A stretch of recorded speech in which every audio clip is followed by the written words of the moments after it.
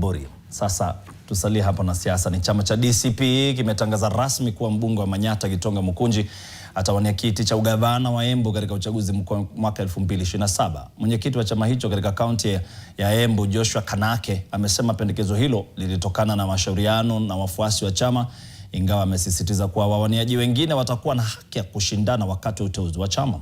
Aidha, viongozi hao wamewataka vijana kujiandikisha kama wapiga kura kabla ya uchaguzi, huku akisisitiza kuwa wataendelea kuhamasisha na kushirikiana na wakazi ili kutambua viongozi watakaowakilisha chama hicho katika uchaguzi mkuu ujao.